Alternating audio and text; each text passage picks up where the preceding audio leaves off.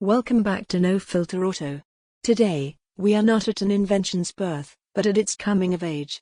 The chaotic, brilliant experiments of Benz and Daimler have happened. Now comes the synthesis. The year is 1891. The place, France. Two men, René Panhard and Émile Levassor, hold the license to build Daimler's revolutionary engines. But they are not coach builders, they are engineers. And they ask a simple, world-changing question: if this engine is the future, what is the correct way to build a vehicle around it? This is the Panhard Levassor Type A. It is not a motorized carriage. It is the first true automobile in the modern sense. The template for every car that followed. Let's set the stage. The world is still horse-drawn, but the scent of petrol is in the air. Panhard and Levassor look at the Daimler engine in a carriage and see a fundamental flaw. Placing the engine in the center is unbalanced, inefficient. So, they redesign everything.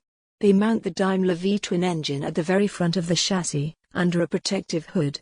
They connect it, via a clutch and sliding gear transmission of their own design, to a differential on a rigid rear axle.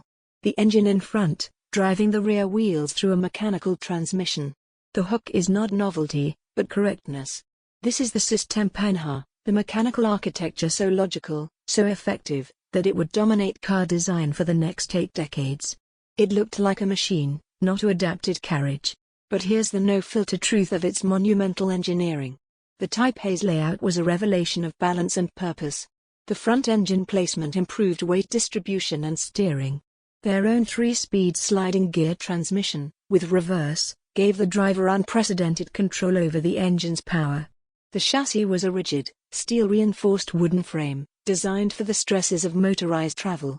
For the first time, the vehicle was engineered as a complete, integrated system from the ground up. The appeal was intellectual and practical. It made sense. It was repeatable, improvable, and it worked demonstrably better.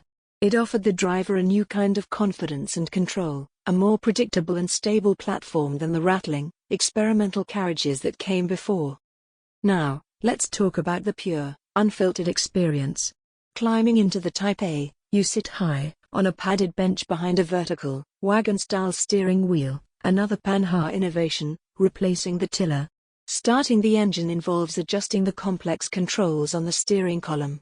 When the large V-twin fires, it settles into a slow, heavy, authoritative rhythm. You engage the clutch with a pedal, select a gear with a lever, and release. The motion is deliberate, substantial, and smooth compared to its predecessors. You are no longer a passenger on a runaway experiment, you are the operator of a purposeful machine. The noise is still immense, the vibration present, but it feels organized, channeled. You steer with precision, feeling the new front-end weight. It is the transition from riding a wild animal to piloting a ship. Here is the reality of its impact. The Systeme Panhard was not just a design, it was a recipe for an industry.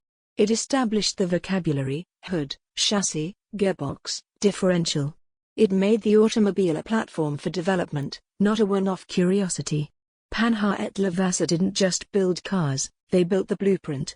They also pioneered motorsport, entering and winning the world's first car races, proving their system's superiority not in theory, but in brutal, dusty practice on open roads. So, the no-filter comparison. Its rival was not another car, but an idea, the idea of the horseless carriage. Compared to the motor wagon or the Daimler carriage, the Type A was in a different league of engineering maturity. It competed against the past and won decisively. It appealed to the rational mind, the industrialist, the racer, anyone who saw the automobile not as a fad, but as the foundation of a new technological era. The legacy of the 1891 Panhard et Levassor Type A is the very skeleton of the automobile. Every sedan, truck, and sports car with a front engine and rear-wheel drive owes its basic layout to this French machine. It was the moment the automobile found its logical form. It turned inspiration into industry. The Panhard et Levassor Type A stands as a monument to systematic genius. It is the calm, brilliant answer to the exciting, chaotic questions that came before. It wasn't built to be first. It was built to be right. And in being right, it built the future. If this kind of deep dive into the foundational engineering that shapes our world resonates with you, subscribe to No Filter Auto. Let us know in the comments, is the Systeme Panhard the single most important innovation in automotive history?